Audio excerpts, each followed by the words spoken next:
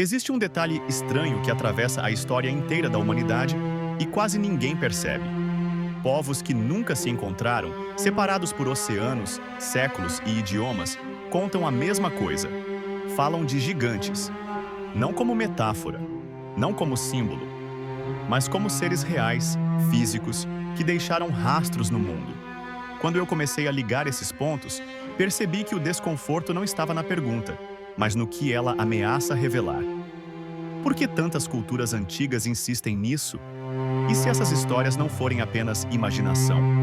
Se você curte essas viagens onde a história começa a escapar do controle, já se inscreve e deixa o like agora, porque o que vem pela frente não fica confortável até o final. Gregos falam de gigantes, hebreus falam de gigantes, nórdicos falam de gigantes, romanos falam de gigantes. Em quase todos os casos, não como algo distante e mítico demais, mas como um passado recente o suficiente para ter deixado vestígios. Ossos, relíquias, provas materiais. Textos antigos não dizem apenas que eles existiram. Dizem que os restos desses seres estavam expostos publicamente, guardados em templos, venerados em santuários, vistos por pessoas comuns. Isso muda completamente o tom da história. Porque não estamos mais falando só de crença, mas de algo que podia ser apontado com o dedo. E quando a gente começa a olhar para esses relatos com atenção, uma coisa chama a atenção imediatamente. Eles não aparecem isolados. Não são um mito perdido aqui e outro ali. Eles formam um padrão. Um padrão tão consistente que começa a gerar uma pergunta incômoda. O que exatamente essas pessoas estavam vendo para chegar sempre à mesma conclusão? Não é preciso acreditar em gigantes para reconhecer que algo muito concreto estava acontecendo. Algo grande demais para ser ignorado. Algo que precisava de uma explicação, mesmo que imperfeita. Um dos casos mais famosos vem da Guerra de Troia. Em determinado momento do conflito, os gregos capturam um sábio troiano e exigem uma revelação. Como vencer aquela guerra que já durava quase 10 anos? A resposta é estranha. Troia só cairia se um objeto específico fosse levado ao campo de batalha. Um osso de Pélops. Um herói dos tempos antigos, descendente direto de deuses e titãs. Um homem descrito como muito maior do que qualquer outro. Seus ossos, consequentemente, também seriam. Não havia dúvida sobre onde encontrá-los. Eles estavam em Olímpia, expostos publicamente, venerados por todos. A ossada completa de Pélops ficava guardada num enorme cofre de bronze, com uma exceção. Um osso específico era exibido separadamente, a escápula. Segundo o mito, essa parte havia sido substituída por marfim, após um banquete divino macabro. E era justamente esse osso que os gregos precisavam levar para vencer a guerra. Agora para por um segundo e pensa nisso. Não estamos falando de algo simbólico guardado em segredo. Estamos falando de um objeto físico, visível, descrito por vários autores, aceito como real durante séculos. Quando a gente observa onde Olímpia fica, o cenário começa a ganhar outra camada. A região está num vale rico em fósseis de grandes mamíferos do Pleistoceno, mamutes, animais colossais. E entre os ossos mais resistentes e impressionantes desses animais está justamente a escápula. Existe ainda um detalhe curioso. Ossos muito antigos, quando polidos pelo tempo, podem adquirir uma aparência extremamente semelhante ao marfim. A pergunta surge quase sozinha. O que as pessoas realmente encontraram ali? Esse não foi um caso isolado. Heródoto conta uma história parecida envolvendo Esparta. Em uma guerra contra a cidade de Tegeia, os espartanos recebem uma revelação do oráculo de Delfos. Só venceriam se levassem os ossos de Orestes de volta para Esparta.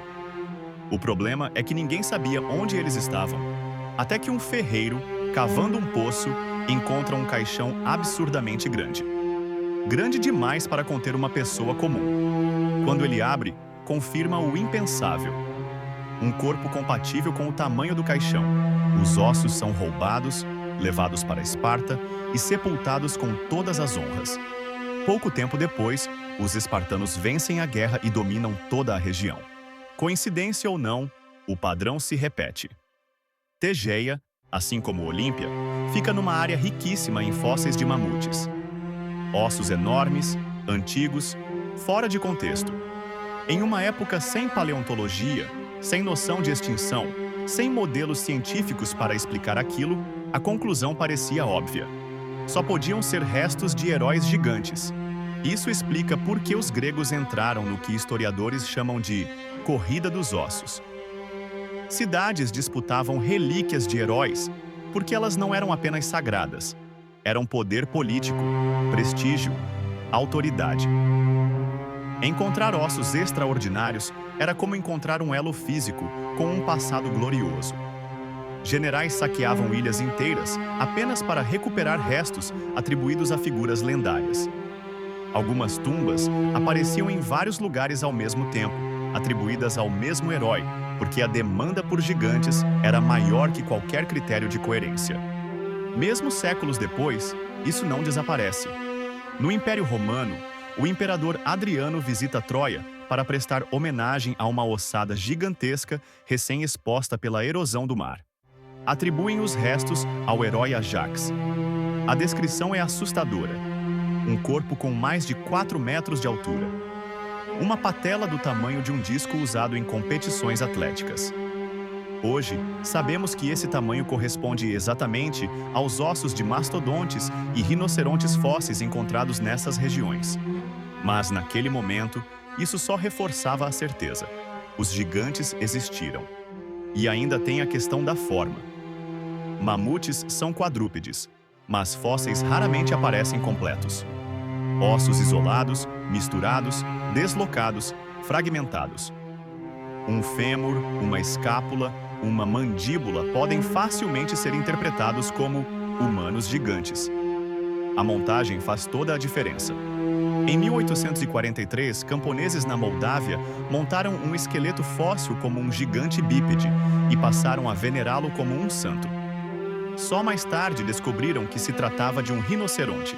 O erro não foi falta de inteligência, foi falta de contexto.